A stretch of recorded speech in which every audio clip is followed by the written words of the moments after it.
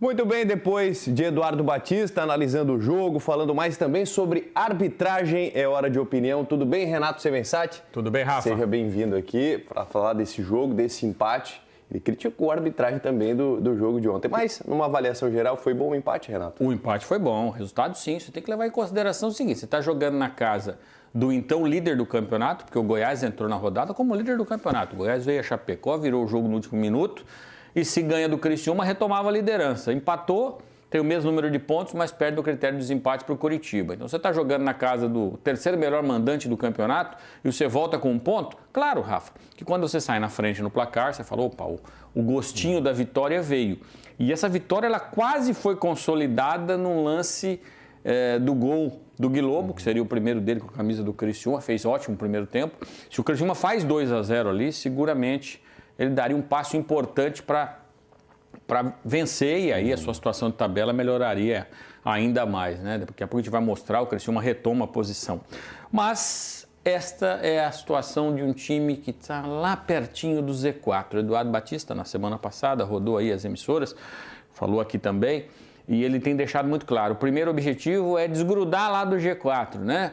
E é difícil fazer isso, porque você olha a tabela, daqui a pouco a gente vai mostrar a sequência de jogos, o Criciúma tem 3 jogos, 1 em casa e 2 fora. E ganhar fora de casa é muito difícil. Você pode dizer, Renato, mas na segunda-feira os 2 visitantes ganharam, a Chapecoense ganhou fora de casa de virada do Operário, mas está ali, o Operário está ali patinando, tentando sair, então esses times que estão na parte de baixo, eles somem. Sobre a cobrança do Eduardo Batista sobre a arbitragem, a cobrança dele, não é que o árbitro interferiu no resultado do jogo, aliás, ia interferir, porque não deu uma falta em cima do Cauã, goleiro, e o Ian Soto salvou a bola em cima da linha, o jogador do Goiás errou o gol.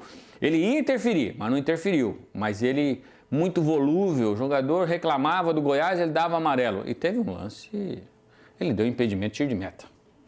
Ele deu impedimento de tiro de meta. Por mais que jogadores do Goiás tenham reclamado, ele foi lá, disse que apitou, era um impedimento que o Tadeu cobrou. Não era, era tiro de meta, o Tadeu cobrou tiro de meta, fez a ligação direta. Lá... E é uma regra básica isso, né, Renato? Tem 3 situações que não tem impedimento, né? A regra é tão básica que os jogadores do Goiás foram cobrar dele. O jogador normalmente desconhece a regra. Sim, né? Sim. E foram 4 ou 5 jogadores, tipo, foi tiro de meta. Aí ele inventou que tinha sido um impedimento e tal, mas felizmente ele não interferiu negativamente no resultado. Mas a reclamação do Eduardo é justa, porque só teve cartão amarelo para um lado, né? Teve até um lance que ele não utilizou do mesmo critério, num lateral, né? Que o Criciúma cobrou o lateral, ele mandou voltar e depois do outro lado pro Goiás, deixou o jogo seguir. Ele mandou seguir. É o famoso caseirinho, né?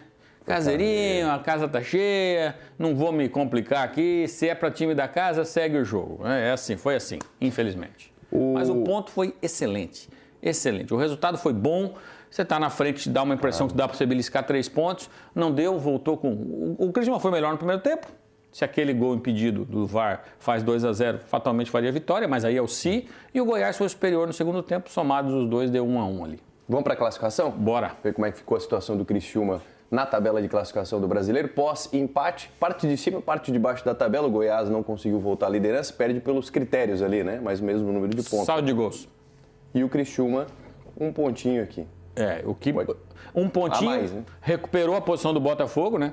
Saiu daqui do 16º para o 15º, pode parecer pouco, mas você coloca um time entre você e a zona do rebaixamento, o que é uma grande vantagem, e com esse pontinho, ele pode chegar a 20 na próxima rodada e o adversário dele é a Ferroviária. Então eu sei que o torcedor vai dizer, pô, mas esse Renato toda vez fala que o jogo é decisivo. Olha aqui se não é. Tem que ganhar esse jogo de qualquer maneira. Sim. O jogo mudou de horário, né, Rafa? Mudou. O jogo mudou de horário. Tem que ganhar esse jogo de qualquer maneira porque sai para 2 jogos depois, né? Sai para o Cuiabá e não me lembro a sequência aqui, daqui a pouco a gente mostra. Sai para 2 jogos fora de casa. Então ganha aqui, faz 20 pontos.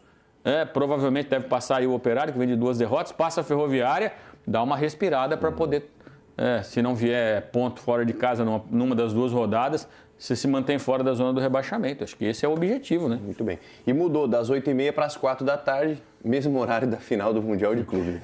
Eu acho que... Pois é. Dona CBF. A mudança foi boa. Agora, eu vou falar pela experiência que eu tenho na minha casa. O meu filho não perde um jogo do Criciúma, ele é sócio. Só que ele falou para mim, pai, eu vou assistir o Mundial do Clube. Eu não vou no estádio. Eu falei, então, acredito que o Criciúma perca um pouco de público, mas para quem vai ficar mais confortável, né, Rafa? Também, com certeza. Não só esse horário mudou, né, de outros jogos também, mas Próximo compromisso contra a Ferroviária, Renato. Aí é a briga pro rebaixamento, né? Eu acho que a Ferroviária vai brigar na parte de baixo muito. Eu apontei 2 times quando o campeonato foi começar. Ferroviária e Volta Redonda. Eu acho que a Ferroviária joga a Série A2 do futebol de São Paulo.